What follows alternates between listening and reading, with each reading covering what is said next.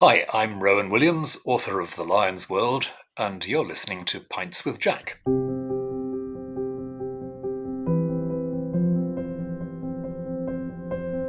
If there's life on other planets, then I'm sure that he must know, and he's been there once already and has died to save their souls.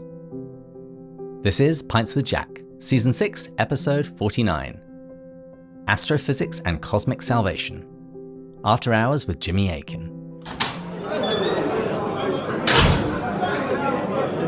Welcome everyone. Here on Pints with Jack, we are reading our way through the works of C.S. Lewis. And this season, we've read through the first of Lewis's science fiction trilogy, Out of the Silent Planet. And in this work, as we've discussed, Lewis imagines life on Mars, and he asks, what would a species untouched by sin, or at least relatively untouched by sin, what would that look like?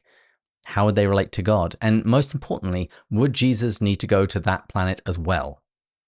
And the opening quotation for this episode was a lyric from the song UFO by Larry Norman, and he offers one possible answer.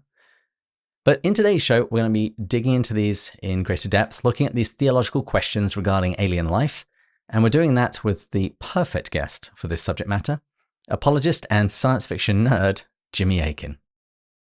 Jimmy Akin is a senior apologist at Catholic Answers and the author of many books such as The Fathers Know Best and The Drama of Salvation. He's a weekly guest on the radio show Catholic Answers Live, and he's the host of podcasts, too numerous to mention, but I'll mention a few. A Daily Defense, The Secrets of Star Wars, The Secrets of Star Trek, and of course, Jimmy Akin's Mysterious World. And he's recently returned to his home state of Arkansas, where Dick Devine assures me that he has Einstein on toast and drinks a pint of Klingon blood wine for breakfast. Jimmy Akin, welcome back to Pints with Jack. Well, thank you so much, David. I'm very pleased to be here. It's not true that I have Einstein on toast because that would be cannibalism. And I don't drink a pint of Klingon blood wine for breakfast because I don't do breakfast. I do intermittent fasting. See, Dick Devine lying yet again. But I appreciate the spirit. Tell me, how's it been moving back to your home state? Because that was a recent move for you. Yeah, it's been great. I'm very happy to be back in my hometown, which is Fayetteville, Arkansas. I was in California for 30 years, and while California is a geographically beautiful state, it's also evil, and it got more evil over time, so I'm very glad to be back home. Well done for joining the winning team of all of us who fled California. But you're right, it is very pretty, so we're probably due for a vacation back there at some point soon. Oh, sure. Probably during the winter when the weather here is awful. And I'll be going back to California as well for work events and things like that. Mm. Well, ideally, of course, we should be drinking Klingon blood wine for today's toast. But as you say, you do intermittent fasting, so we're not going to do that. I'm instead drinking some alien amber ale.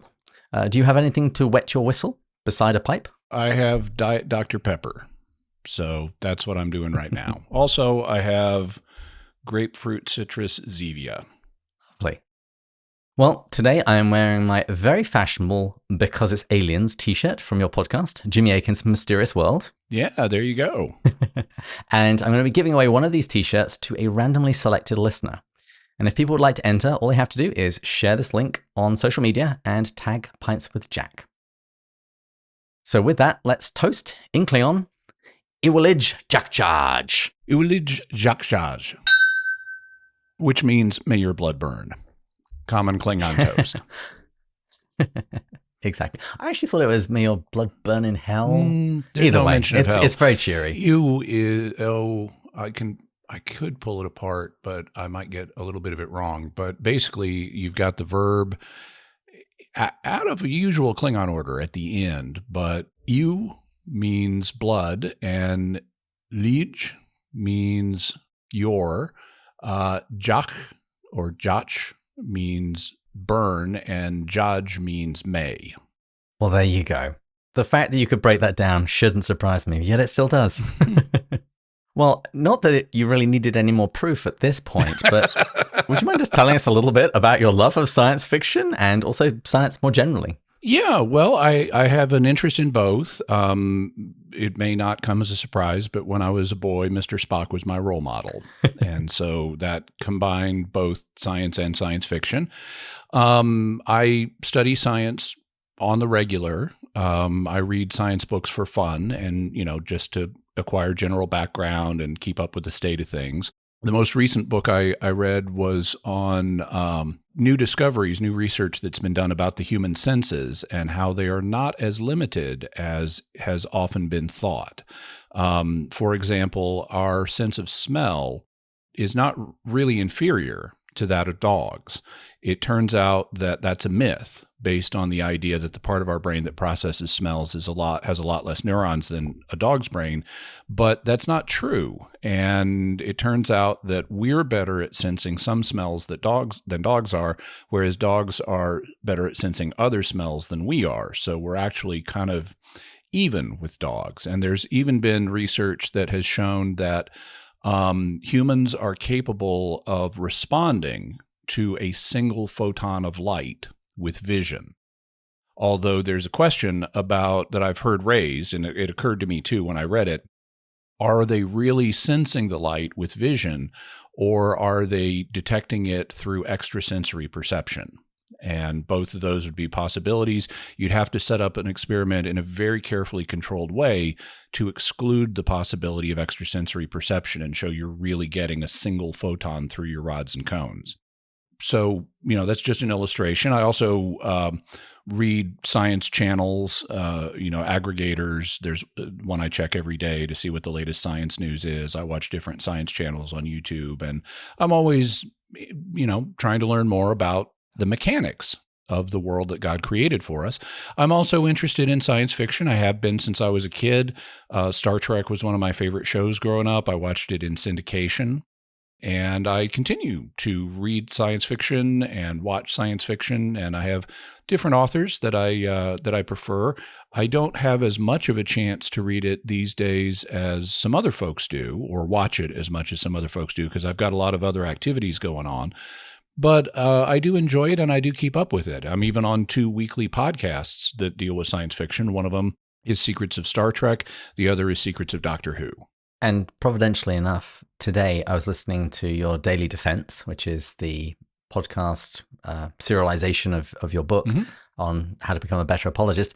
Today it was an argument for God from quantum mechanics. Oh, yeah. So people might wonder, well, what is the use of all of this stuff for defending the faith? Turns out quite a bit. Yeah, there's also one entry in a Daily Defense. So that's a 365-day book where for each day of the year, I take up an objection to either the Catholic understanding of the Christian faith or the Christian faith in general, or even just faith in general. And I even quote an episode of Star Trek in one of them where Captain Kirk and Mr. Spock are having a conversation about approximations of accuracy. Because, Mr. Spock likes to give very, very precise estimations. Well, let's move on. Sure. Back when my wife Marie worked with you at Catholic Answers, she came back from work one day and told me that you had made a comment about the scientific mistakes in Out of the Silent Planet. Mm-hmm. So immediately I was angry, and then I realized I needed to get over that, because if Jimmy Akin thinks that something about science is wrong, it's probably wrong.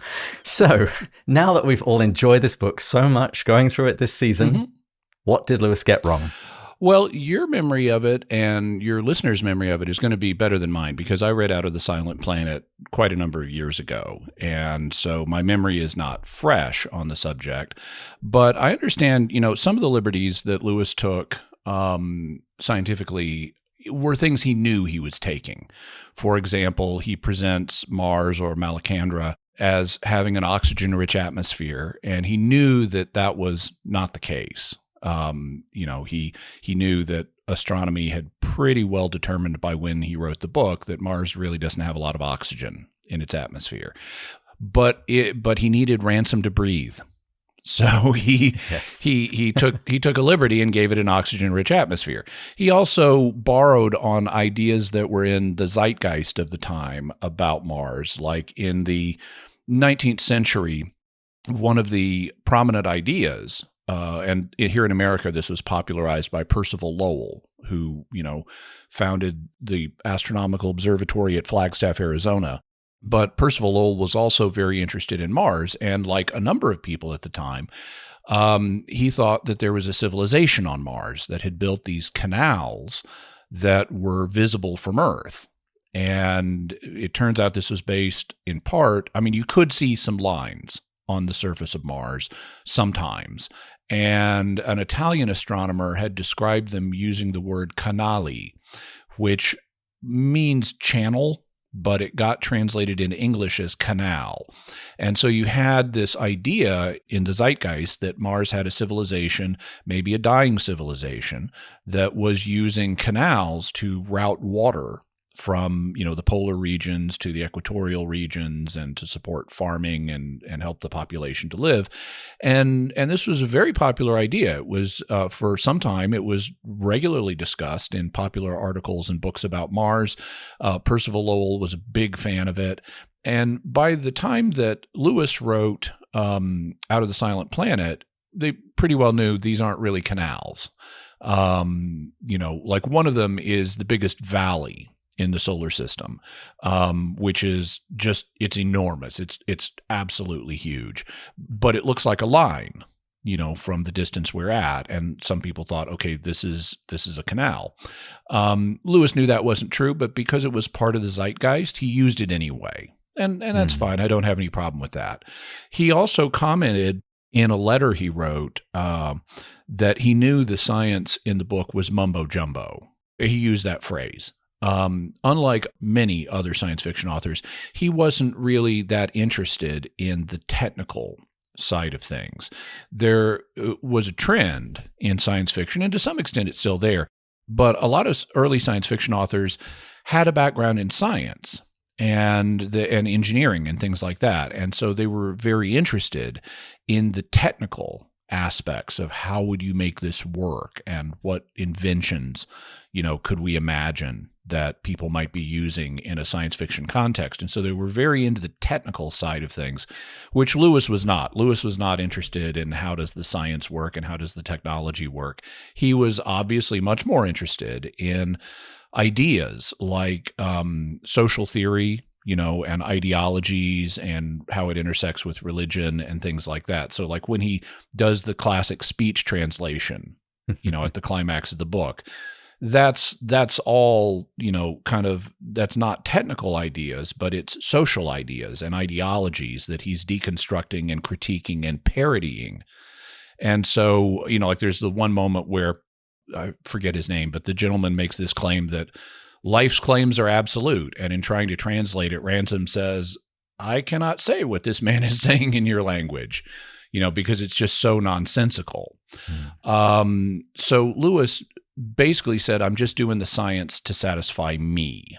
And so he made up stuff, some of which are not actually that bad. Like he had the spaceship being transported by lesser known properties of sunlight. Mm-hmm. And that's actually possible. They didn't really have the concept out there, as far as I'm aware, in Lewis's day, but solar sails actually work. I mean, we've tested them, and you can make a starship or a spaceship move by solar power, just in terms of using light pressure from a star or a laser to push it along in space, like wind pushing on the sail of an ocean-going vessel.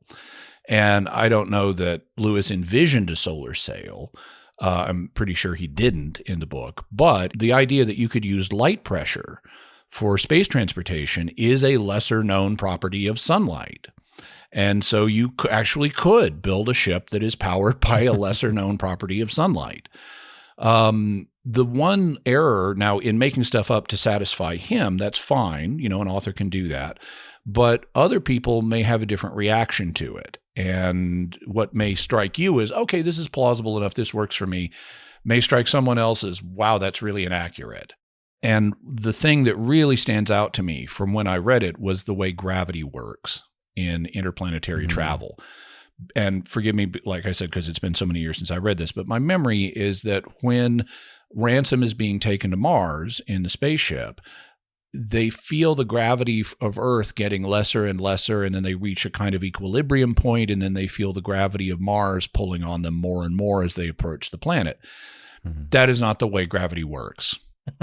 You don't have this smooth transition. Once you get off of Earth, you're in a microgravity environment, and the effects of Earth's gravity on you after you've achieved escape velocity are going to be minimal. And you're not really going to feel Martian gravity until you get to Mars and are, down in the atmosphere or landed or something like that. You're going to feel microgravity for the vast bulk of that trip. And so it may have, thinking about gravity in this way may have felt natural to Lewis. And he was writing in 1937, so nobody had been in orbit at this point. There were no astronauts in 1937, so nobody had actually felt what it's like and then come back and talked about it. I think an actual scientist could have told you, because we've had Newton's, gravitational equations since the 1600s. So you could have worked this out, and I'm sure people had worked this out, but it hadn't penetrated popular consciousness enough to reach Lewis. And so he imagined something else. And growing up in the space age, it's like, oh, no, that's not how microgravity works at all. And so it leapt out at me. Mm-hmm. Yeah, I have a suspicion there he was also digging into the more philosophical idea of planets exerting an influence. Mm-hmm. So Malacandra, Earth being the fallen planet, and Malacandra being the planet related to Mars and warfare, asserting their influence as they near them. Yeah, and that's another aspect of what Lewis is doing here, because Lewis was a classicist to a significant degree, and so he was very aware of ideas about planets that people had in the past, including their astrological influences.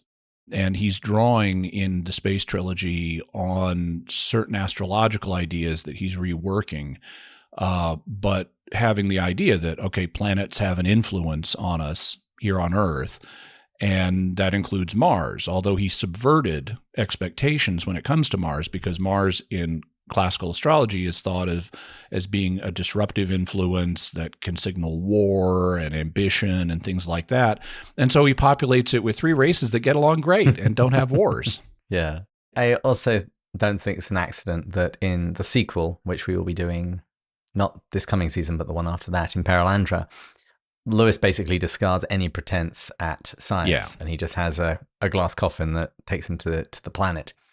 And I spoke to one scholar who has gone through all of Lewis's brother's diaries, Warnie Lewis, and Warnie was commenting about, I think it was an H.G. Wells work, and he said when the author started speaking about how this doodad worked, he described it as a tiresome interruption in an otherwise first-class story. He says, I don't care. I don't want to know how it worked. All that matters is that it did. Mm-hmm.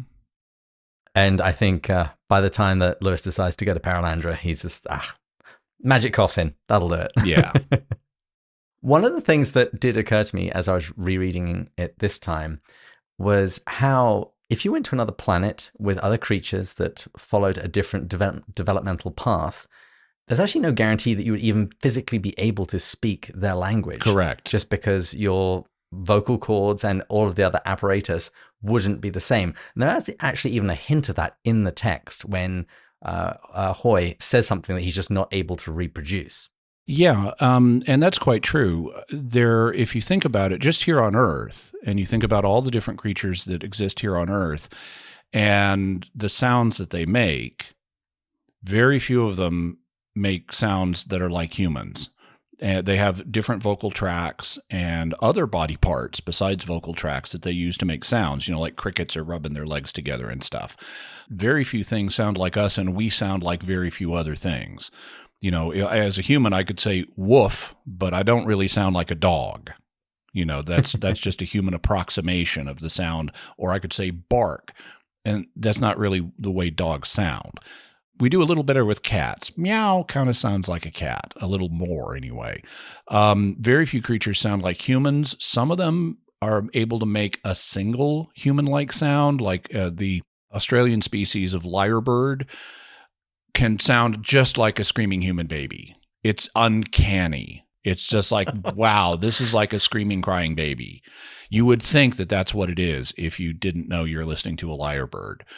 But very few have a range of sounds that overlaps with ours significantly. For example, chimpanzees don't. Even though they're our closest relatives, they don't sound like us. They can make some hooting sounds, but they don't have the kind of vocal tract needed to produce human-like sounds, which is why, even though there were some early efforts to try to teach them to speak, they switched over to trying to use sign language because they have better motor dexterity in their hands than a vocal tract able to communicate in a human way. There are a few creatures that do, certain birds do, like, parrots are famous for being able to reproduce human-like sounds and say "Polly want a cracker" or whatever they hear around them. And some of them are actually intelligent enough to be able to understand what they're saying to a significant degree, even though it's something they've never heard before. They may not understand what they're saying exactly the way a human would, but they're able to put together different words that they've learned that they know the meaning of. My favorite example of that is actually from a parapsychological study that was being done to test whether a particular parrot, I forget the species of parrot, but whether it could pick up thoughts from its owner, who it had a strong bond with. And what they did was, in this apartment building, they left the parrot in the apartment where it lived. They put the owner in a different apartment, so cut off from contact with the parrot. Then they showed the owner on a monitor images that the parrot knew words for. So like the parrot knew the word car, and so they'd show the owner a picture of a word car, and meanwhile they're monitoring the speech of the parrot and what it's saying, if anything, while the owner is looking at a picture of a car or a picture of an umbrella or whatever the parrot knew the words for. And they found that the parrot did have statistically higher than random chance correlation with what the owner was looking at. But they were strict in their scoring. And so if the parrot didn't use the word that was associated with the picture, they didn't count it as a hit. But one of the pictures they showed was of a picture of a person driving a car, and they're sticking their head out the window and looking, they've got their head out the window, they're looking down in front of the car, and the parrot did not say the word car. What the parrot said was, "Careful, you stuck your head out." And it's, wow, okay, "Careful, you stuck your head out" is probably not a phrase the parrot has used to hearing, but it corresponds with what was in the picture, and it sounds like something the parrot formulated on its own, suggesting a high degree of comprehension of what those words mean. Wow, I'm now really scared of parrots. I don't like the idea of them reading my mind. Well, they shouldn't be much of a threat. Fortunately, parrots have significant limitations, which is why we capture them instead of the reverse. That makes me feel better. Well, now that we've got the science and parapsychology covered, let's pivot and talk about theology. So Lewis addresses some of the theological implications of alien life on other planets in an essay that he wrote called Religion and Rocketry. But what do you think are the implications, particularly for Christianity, if we do find that there's life on other worlds? Well, I think that it's unknowable at this point, but I don't think there's any particular threat here because we've met other intelligences that we didn't know about before. For millennia, all most people in Europe knew about was Europe and Africa and Asia and what we today would call the Old World. And there were even debates about, could there be people at the antipodes, on the other side of the world, whose feet, the soles of their feet, point towards the soles of our feet. And it was commonly thought that the answer was no, because how would they get there? They wouldn't be descended from Adam, so they wouldn't be people, and so forth. And as a result, you had a common opinion was there isn't anybody at the antipodes. And then it turned out there was. And we met them, and they weren't Christian, but that didn't destroy Christianity. They just, they had various ideas about God and the gods, and some of their ideas were accurate and others of their ideas weren't. So if we take the discovery of the new world here on Earth as a historical precedent, we could have something similar happen in the future. We might find aliens who, on additional new worlds, who they might have a religion that's like Christianity or Judaism, in which case, God may have been revealing himself to them the way he did to us. They might not have that. But it wouldn't be any more of an intrinsic threat to Christianity than the discovery of Native Americans was, or the discovery of other cultures here on Earth were. They may have some theological ideas that are correct and others that are incorrect, and it's going to be a matter of working through them. They might be fallen or unfallen, or fallen so hard that they're like demons. They might be softly fallen. If they're fallen, God might have secured their redemption in a different way than he did with us. You mentioned with the opening quote, would Jesus have gone and died for them on their planet? And that's possible. That's been picked up in various science fiction, including the Star Trek episode Bread and Circuses. In the original series, they go to a planet where Rome has continued to the 20th century. So they're putting gladiator matches on television and stuff like that. And they keep hearing references to sun worshipers. And they're puzzled by that because they're not aware of prominent sun worshipers in ancient Rome. Of course, there were. I mean, Apollo was a major deity.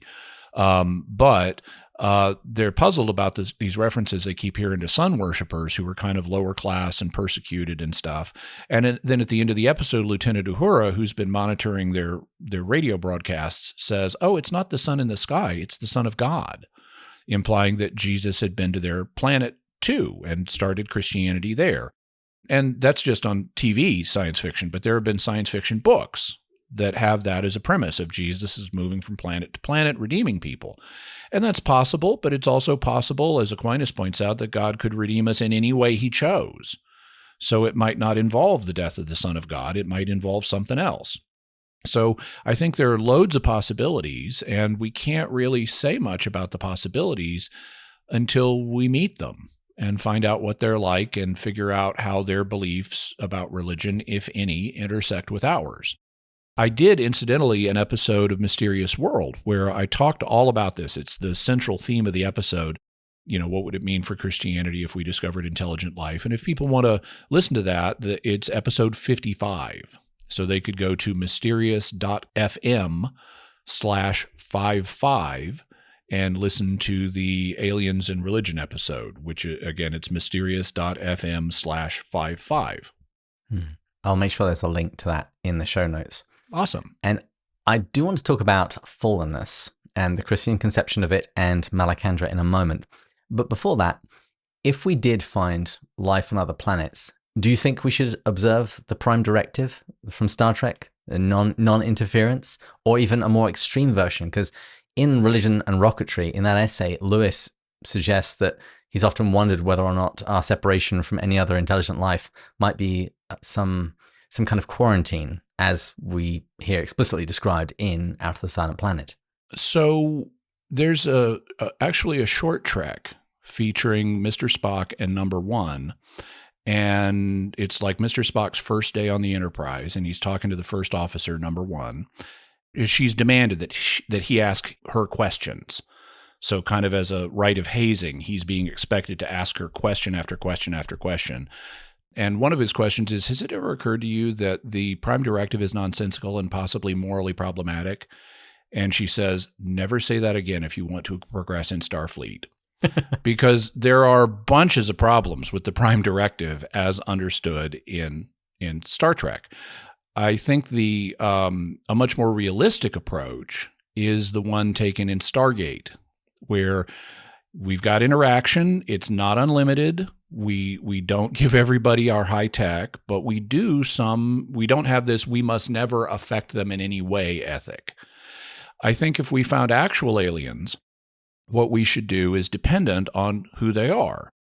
I agree with Stephen Hawking, the late Stephen Hawking, that we shouldn't really be advertising our existence to aliens, because if they're intelligent, they're probably like us, meaning they eat meat and they have a background as hunters evolutionarily. That's why, for example, humans have eyes that face the front instead of the side, because if you are a hunter, you need triangulation to figure out how far away your prey is so that you can estimate your leap and so forth, or how far you need to throw the spear. If you're an herbivore, you need eyes to the side so you can watch for hunters. And so that's why herbivorous animals like cows and horses have side-mounted eyes, and predators like humans and lions and wolves have front-mounted eyes. And being a predator tends to be associated with intelligence, because you need intelligence to sneak up on your prey, but you don't need intelligence to sneak up on a blade of grass. So intelligence is associated with being a predator, and any aliens that we find that are intelligent are likely to have a predatory evolutionary history as well. And that means they're fellow members of the Predators Club. Now, you may notice predators here on Earth tend to have a membership privilege. If you're in the Predator Club, other predators are going to think twice before attacking you. That's why we don't just go out and, randomly attack bears and lions and stuff like that. If we go out hunting, we tend to go after game animals that tend to be herbivorous. And the same thing is true of other predators, because we're all dangerous. And you don't want to mess with something that's dangerous. And so if we find extraterrestrials that are intelligent and they're more advanced than us, I don't want to advertise our existence to them. I don't want to be saying, hey, we're here, come visit, because it tends not to go well when you have cultures meeting at different levels. The technologically superior culture tends to overwhelm the lesser culture. So I would advocate isolation from more advanced aliens, and only very slowly open up to actually having contact with them after a long period of observing them and getting ourselves up to speed so we could match them in a fight, if it came to that. If we meet aliens that are less advanced than us, then I wouldn't say use Star Trek's Prime Directive, but I would say use the same kind of protocols that anthropologists use in dealing with less technologically advanced cultures. You don't want to come in and just overwhelm them. But that also doesn't mean you have no contact with them. Instead, you do a kind of limited contact thing where you try to respect and protect their culture from being destroyed. But you are able to interact, and you can even embed anthropologists to study their culture and so forth. So I would say we already have at least models of the kinds of protocols we would want for interaction with extraterrestrials, at least tentatively. We'd have to modify those based on who we actually find and what their psychology is like. Because thus far, we only have the psychology of humans and other Earth creatures to look to. But I can imagine, aliens that are intelligent and have non-human psychologies that might mandate a change in how we work. For example, I have an idea for a science fiction story I may write someday, where we encounter aliens. They're intelligent and they're technological, and they're more advanced than us, but their psychology is like that of chimpanzees. So if you imagine an intelligent, technologically more advanced than us species that is as hyper excitable as chimpanzees and has the same territorial instincts that chimpanzees do. Like the first contact in this story is going to be they discover us, and the first thing they do to stake out their territory and prove that we need to respect them is they destroy Pluto. They use a mass driver and bam, Pluto is shattered, just to show us that we need to respect them. Or maybe just to end the argument as to whether or not Pluto's a planet. Doesn't matter anymore. It's gone. Well, in my universe, Pluto is justly recognized as the planet it is. If something's big enough to be round and not big enough to glow, it's a planet, including our sister planet, the Moon. Wow. Well, there we go. We have our policy going forward in our intergalactic travel. At least those would be my proposals, but no one listens to me, so it won't matter. Well, I do think you make some very good points, particularly if these other races are fallen. And that's where I want to go now. I want to speak about Malacandra, but before we get there, one passage that I often hear mentioned in relation to fallenness is trying to tease out the ripples of the fall. Basically, how wide was it? Was there death before the fall? And in Romans, Paul speaks about all of creation groaning. Now, if all of creation is groaning, does that mean that therefore a singular fall of our first parents affected the entire cosmos, meaning that any other planets which had alien life, that they would necessarily be fallen as well? There's no way to provide a definite answer to that question because we don't know what it pertains to creatures on other planets. There have been a range of opinions regarding how the fall affected things here on Earth. I would side with Thomas Aquinas. Okay, so number one, and Aquinas didn't say it this way, but the text of early Genesis is not straight history. Mm-hmm. It is written in a figurative way that communicates theological truths, like God made all this stuff. But it's not a literal chronology of how God made all this stuff.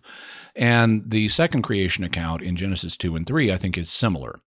And the Catechism acknowledges that that Genesis contains, figurative language, especially in its early chapters. That doesn't mean it's all a myth. It doesn't mean it's all a parable, but it's not straight history and straight science. And science hadn't even been invented in the modern sense when Genesis was written about 1000 BC. So we wouldn't expect it to be a scientific document. Even if you treat it as if it is fully literal, we see that the universe is entropic before the fall. It's already subject to entropy because without entropy, stars don't shine. And the stars start shining on day 4. And without entropy, you don't got to eat.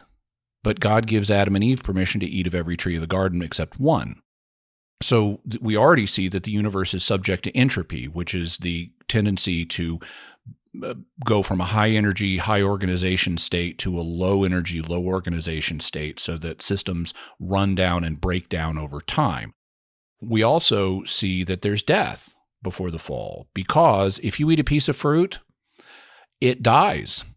Your stomach acid is going to take it apart. It's not going to be a living piece of fruit anymore when you get done with it. So we already see death in place and entropy in place in the world prior to the fall, even if you take the text fully literally. Well, Aquinas looked at the text and said, okay, did animals change their nature when man fell? Did lions eat grass rather than antelopes before the fall? And you look at what the text says, and it talks about humans falling, and it talks about humans are going to die. God tells Adam and Eve, in the day you eat of this tree, you shall die. He's not talking about lions or tigers or bears. He's talking about humans. And so Aquinas said, the natural tendency of every system, he didn't have the word entropy, but he had the concept. He said the natural tendency of any system, any physical system, is to corrupt over time. We today would say because it's subject to entropy, unless it's supported by grace. And that would be true of us too. Because we have bodies, they're physical systems, their natural tendency is going to be to corrupt over time, unless they're supported by grace, which Adam and Eve had available to them in the form of the tree of life. But then when they lost access to the tree of life, they lost access to the grace that could keep their physical systems alive, and so they became subject to death. And this all only happened to humans. This did not happen to animals. And so Aquinas' opinion, and I agree, and it's also what the paleontological record would suggest, is that there was animal death before the fall. What came with the human fall was human death, because we were an exception. God had given us what theologians sometimes referred to as an elevated nature that went beyond what just natural forces would do with us, and then we lost that. When it comes to St. Paul's statement about all of creation groaning, well, he's thinking of things here on Earth. He's not thinking about Vulcans, because he doesn't know about Vulcans. He doesn't even know, St. Paul doesn't know, in all likelihood, that stars are other suns, because that was not a common view in the ancient world. Under Aristotelian science, which Paul would have learned, the universe is a series centered on Earth. It's a series of concentric shells that revolve around the Earth, and the sphere of the fixed stars, it's like a big sphere that has these little lights on it, and that's all they are, is little lights. And this sphere, the outer sphere of the fixed stars, is just beyond the orbit of Saturn. And so that's the cosmological image that St. Paul has in mind. He's not thinking about alien creatures on other planets light years away. He doesn't have those concepts. And so what he's talking about is the creation as he knows it, which is here on Earth. And it's obviously not literally true that all of creation is groaning, because the stars aren't groaning, the moon isn't groaning, the tree next door is not groaning. So what kind of creation is groaning? Well, I think what St. Paul means is human creation. He's using a mode of speech where it's sort of the reverse of a pars pro toto. Pars pro toto is where you have a part that you refer to as a way of referring to the whole. Mm-hmm. So I could say, for example, all hands on deck. Well, I don't mean everyone put your hands on the deck. I mean, everyone who has hands come up on deck now. I'm using the term hands as a part to refer to the whole person. And what I think St. Paul is doing is the reverse of that, sort of a toto pro pars, where he is referring to everything as a way of referring specifically to humanity. All of humanity is groaning under the influence of original sin and waiting anxiously until the revelation of the sons of God. So that's how I take St. Paul on all that. So I don't think we can infer anything from Scripture about what the conditions may be for aliens and whether they're all fallen or all unfallen or some mix. I think we can speculate, and one possible speculation is that Adam and Eve were not only the federal heads of the human race, but the federal heads of all intelligent biological life. And if that happened, if that was the case, then every race and every intelligent race in the universe fell when our race fell. However, I think that's, even though it's possible, and I can't rule it out because we don't have the data we need to rule it out, I think it's unlikely. You'll notice I had to throw in the word biological into biological intelligent life, because God has made other intelligent creatures, the angels, and they're intelligent, but they're not biological. And what happened with them? Well, like us, they were given an option about, are they going to serve God or not? And some of them took the option to serve God, and some of them didn't, which is different than what happened with our race. Our race rejected the option of serving God, and we all fell as a result.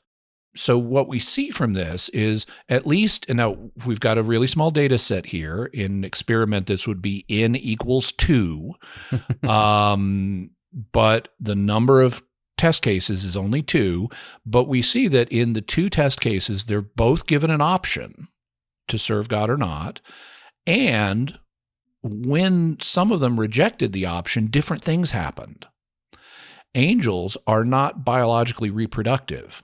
So each angel is created independently of all the other angels. There's no organic connection between them. And some of them fell and some of them didn't, because they each exercise the option individually.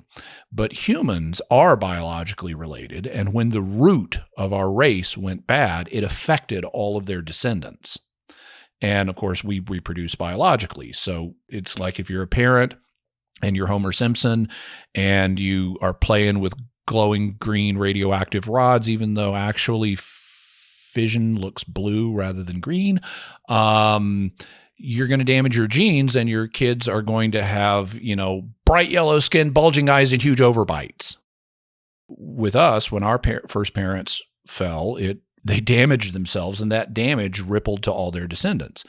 So what would other races be like? Well, it could be either of these models or something else.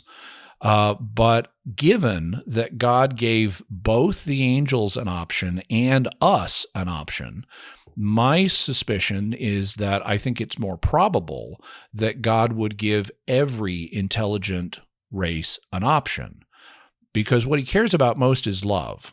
That's the two great commandments: love God, love your neighbor. So it's obvious God's number one priority is love. And he seems to want freely chosen love. If love is his first priority, and he wants love freely chosen rather than just loving behavior programmed into us, then that would suggest he's going to give a free option to every intelligent race he creates to either love him or not, and then it's going to be up to them what they do with it. Hmm. But then what actually makes a race, a planet, a people fallen? Because on Malacandra, we've argued this back and forth. Well, it's mainly Matt and Andrew have argued, and I've sat back and laughed. I'd love to get your take on this, because on Malacandra, we see that obvious sinful behavior, it seems to be pretty rare. We hear stories, I heard somebody once that wanted two mates, someone started eating soil, basically what they call bent behavior. It seems to be very rare, mostly relegated to stories. Actually, the eating dirt is not really bent behavior. This is another scientific error on Lewis's part. Oh, okay. Lay it on me. So there's a wonderful book about parasites and how they work and how they interact with humans. And it's absolutely fascinating and gross. I used it as the basis of an episode of Mysterious World on mind control parasites, because there are parasites that will affect your mental function. And so these are mind control parasites, and they'll get you to behave in certain ways so that you serve their interests. Back in the day when I worked in the Catholic Answers office every day, sometimes people would come in and they're hacking and sneezing and stuff, and they're going, "Don't worry, I'm not infectious." And I'm going, "The germs make you say that." And it's absolutely true. Germs do make you say that. There was actually a study done of the flu, and it's happened with other diseases too, where doctors have noted that people who have caught this disease engage in the behavior that's designed to spread it. And they noticed it in particular with AIDS. When someone is in the end stages of HIV infection, they start having this impulse to go out and do spreading behavior for AIDS. But you can't do a test with AIDS. You can't deliberately give people AIDS to study what it's going to do. You really can't even ethically give them the flu. But what you can ethically do is give them the flu vaccine. And so if you give someone a live flu vaccine and then observe their behavior, what they found is, it takes a few days for it to ramp up in your system and so forth, which corresponds to the period of maximum infectability if they had been given a bigger dose. But they're only given a small dose of a live vaccine. But at the peak of when they would be most infectious, wallflowers are going out to parties and suddenly they're not staying home anymore. And so actually the flu is a mind control virus that is designed to get you to engage in behavior to spread it. So what about eating dirt? Well, it turns out that various things help combat parasites. Among those things are spices. And that's why in the equatorial band around the world, down near the equator, you look at the cultures down there, they've got spicy diets. They're adding spices to their foods without realizing it. They've cultivated a taste for the spices, but biologically what it's doing is helping them fight the parasites that are endemic in the equatorial zone around the Earth. Well, what about eating dirt? Well, same thing. There are minerals in dirt and clay and things like that will help you fight parasites. And so children sometimes get an impulse to eat dirt, and pregnant women who have a compromised immune system sometimes get an impulse to eat dirt, and it's actually performing a valid biological function for them. So this was another error, I can't say about Martian biology, but the concept that Lewis is working with here is a little scientifically out of date. I'll put it that way.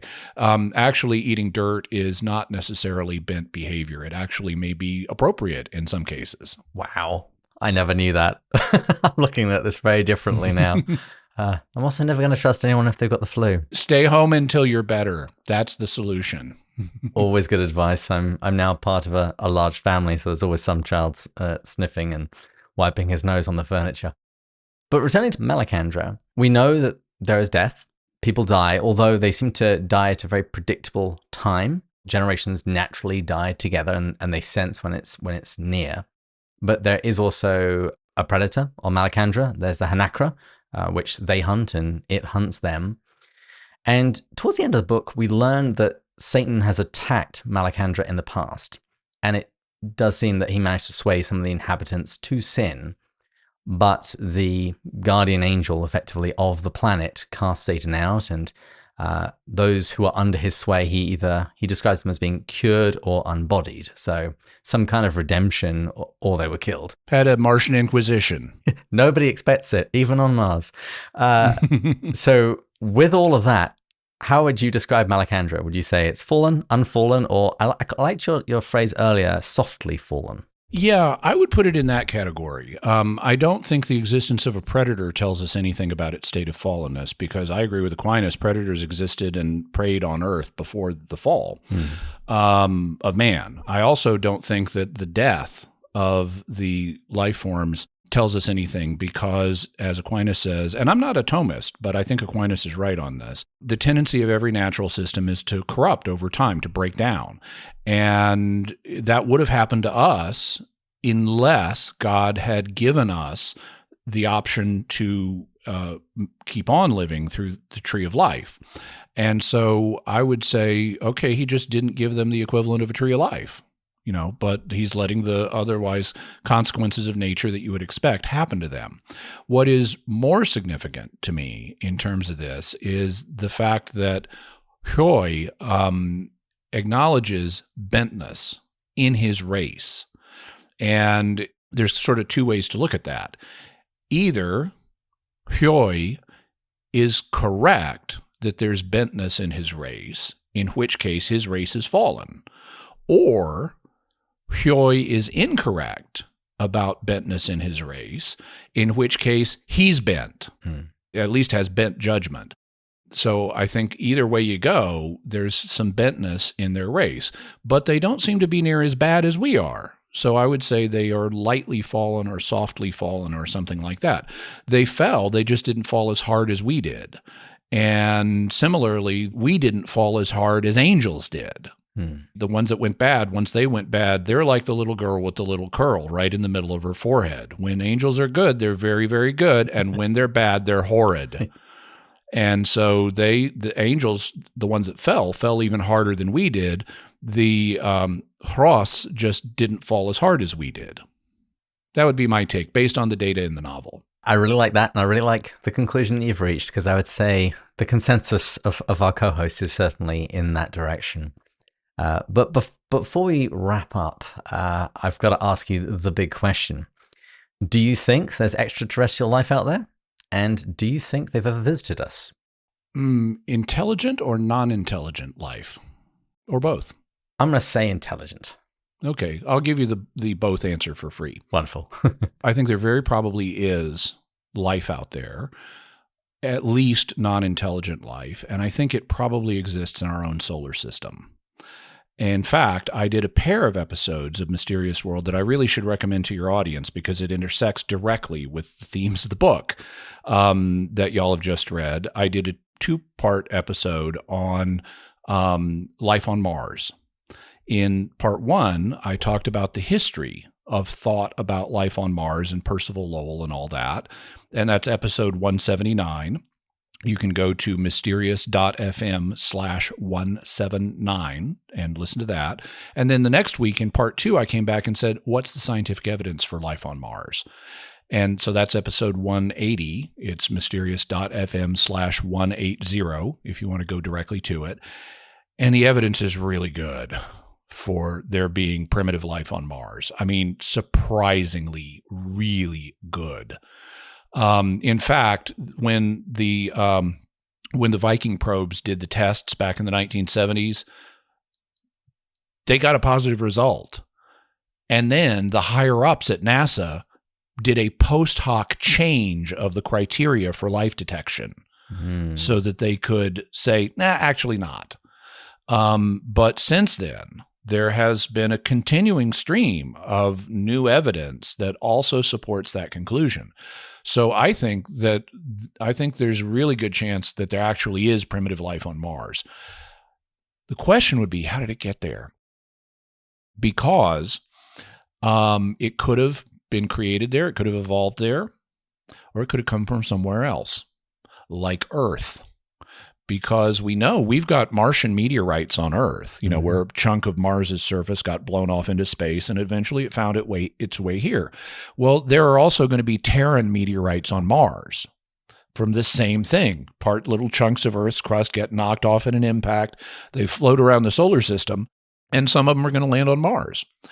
And here on Earth, we know we've got life. And some of that life is extremophile, meaning it exists in and continues to live in very extreme environmental conditions, including vacuum and extremely cold temperatures and things like that. So I think it's quite possible life got started here on Earth, and then a chunk of Earth's surface gets knocked off into space with an impact. It's got extremophile bacteria in it. They continue to survive in the heart of some rock. This rock eventually lands on Mars, and it starts spreading from there now that it's back in a more congenial environment. It could also go the other way around. It could have started on Mars and come here. It could have started somewhere else. Right now, there are scientists who are seriously looking at the possibility of life on, for example, Jupiter in the oceans, the water oceans, or other oceans that are on Jupiter's moon Europa and Saturn's moon Enceladus. So there are multiple habitable places, it would seem, in our own solar system, and if life appears in any one of them, it can spread to all the others. So given that we have life here and it can spread to multiple other habitable zones in our own solar system, I think it's very probable that primitive life exists elsewhere, and that some of that primitive life came here and visited us. If life got started on Mars, it could have hitched a ride on one of the Martian meteorites. So it could be microbial aliens here now or in the past. When it comes to intelligent life, it's harder to say because intelligent life is harder to come up with. It's only happened so far as we know, unless the Silurian hypothesis is true. It's only happened once in the 4.5 billion year history of our planet that God put intelligent life here. In fact, for most of the history of Earth, life was microbial. It's really only been in the last, Earth is 4.5 billion years old. It's really only been less than a billion years that we've had multicellular life. So you had this extremely long period of microbial life, and then you start to get multicellular organisms, and then whoosh, you get, dinosaurs and humans and all that stuff, and intelligence just at the end of that. So I think that intelligent life is going to be rarer than non-intelligent life, but given how big the universe is and how many billions and trillions of stars and planets there are out there, my suspicion, and if I had to bet, which I don't have to, but if I had to bet, I would bet that, there's probably intelligent life out there. Has it visited us? Because and part of that is theological. I mean, I can imagine, and it's obvious God has made a really big universe, most of which is not filled with life. But we know he's interested in intelligences because he's created more than us. I mean, we also know for a fact about the angels. And if he's made us and if he's made angels and he's got a huge, enormous universe, my guess is he's got some other biological intelligences elsewhere in the huge, enormous physical universe. Have they come here? I don't know. I'm open to that possibility. I'm not convinced of the possibility. There are ways that even with slower than light travel, there have been estimates done. You can use robotic probes and stuff to do this. You could effectively map and colonize a galaxy in about 1 million years. So if there are intelligent life forms elsewhere in our galaxy, and they've been intelligent for 1 million years or more, they very well could have reached us just by slower than light, by probes and stuff like that. And if they're 1 million years ahead of us technologically, they may have faster than light. There are solutions that allow for faster than light travel under Einstein's general relativity. And we even have, the principles and kind of prototype designs, not a functional prototype, but we have principles for faster than light travel, like the Alcubierre warp drive, which uses a loophole in Einstein's theory of relativity to, even though objects with mass can't travel faster than the speed of light, that restriction does not apply to space. Space can travel faster than the speed of light, and in fact, it does so in relative terms. There's a cosmic horizon where, the farther out in space you get, the faster things are moving away from us because of the Hubble constant. And there is a point you reach where in relative terms, they're moving away from us faster than the speed of light. So there's a cosmic horizon. Every year, more stars fall over that horizon, and we'll never see them again because now they're too far away for their light to reach us. And so given that space is not subject to the light speed limit, you could move a patch of space from one place to another faster than light by contracting the space in front of it and expanding the space behind it. And that's the principle of the Alcubierre warp drive. And that's just one solution. So if you talk to physicists who've studied this question, and it's not just Alcubierre, it's other people like Michio Kaku and Sabine Hassenfelder and other people, they'll say, well, we can't build one today, but it may very well be possible for us one day to build a faster than light travel mechanism. And if you got 1 million years head start on us, aliens could have already done that and could be visiting us faster than light. So I think it's possible that intelligent life is visiting us, but given the UFO cases that I've studied, I am open to some of them being extraterrestrial, but I'm not convinced of that. There are other explanations as well. And so when it comes to the visiting question for intelligent life, I'm open, but not persuaded at this point. And in another piece of serendipity, your co-worker Trent Horn, in his podcast today, he was talking about generational travel. So that we all jump on a spaceship and we start heading for the nearest inhabitable planet, and several generations will live and die on that ship. And then that would be one way of doing some colonization. That's one way of slower than light travel between star systems, generation ships. There are other possibilities too, not all of which would be in accord with Catholic moral theology, but that's not going to stop the Chinese. You could have embryos or gametes in storage that you then thaw out and grow once you get to the destination, just for example. Or you could print them.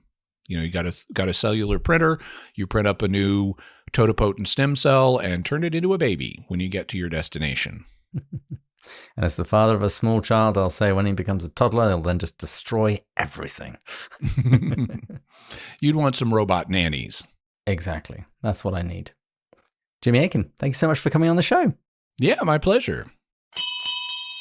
As the landlord rings the bell for final drinks, can you tell people where they can find out more about you and listen to episodes specifically of Jimmy Akin's Mysterious World? I work for Catholic Answers in San Diego. Our website is Catholic.com, and you can hear more about me there, as well as our other activities, our other apologists.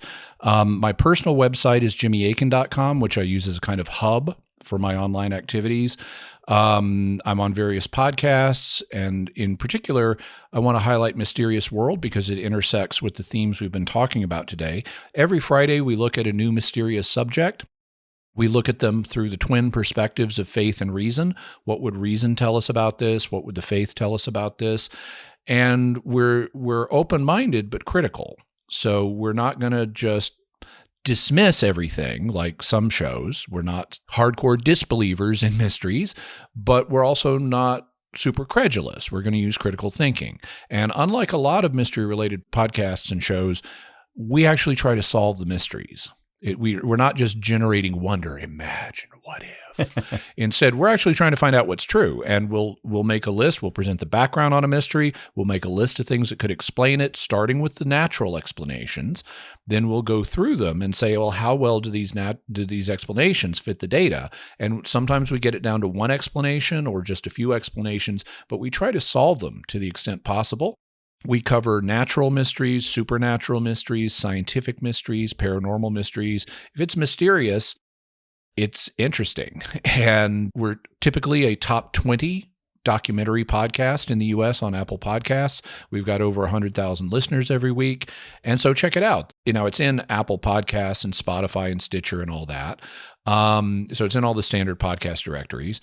Its homepage is mysterious.fm, like the radio. So mysterious.fm.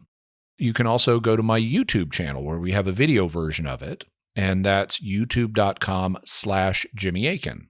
Particular episodes that your audience might be interested in, given what we've talked about today, include episode 55 on intelligent aliens and theology. So that's mysterious.fm/55, and also the two-parter on life on Mars, which is episodes 179 and 180. So that would be mysterious.fm/179 and mysterious.fm/180. And we also have lots of other mysteries, including other extraterrestrial ones. So if that kind of thing is of interest to you, check us out. And if you're interested in more terrestrial mysteries, I really enjoyed today's episode on the Masons. Leo Taxel, yeah, his startling Masonic revelations. Mm-hmm. Thanks again to Jimmy Akin for coming on the show. Thanks to our audio engineers, Taylor and Sarah. Thanks to all of our listeners, patron supporters, and particularly our top tier supporters, Alex, James, Matt 1, 2, and 3, Erica, Marvin, Joelle, Deborah, Amanda, Emmy, Thomas, Bill, Joanna, Bud, Shane, Kay, Paul, Kimberly, Gillis, Gary, Stephen, Kelly, Chris, James, Kate, Peter, David, Angela, and Rowdy. We pray for you all each week. And particular attention is given to our prayer request channel. And if you've enjoyed this episode, please check out Jimmy Akin's Mysterious World. And if you would like an opportunity to win one of the t-shirts that I'm wearing, please share this episode on social media and tag Pints with Jack. One person will be chosen at random, and you will get a t-shirt in your size. And please join us again next time when Matt, Andrew, and I will be celebrating the season finale, when we'll be going further up and further in. Cheers!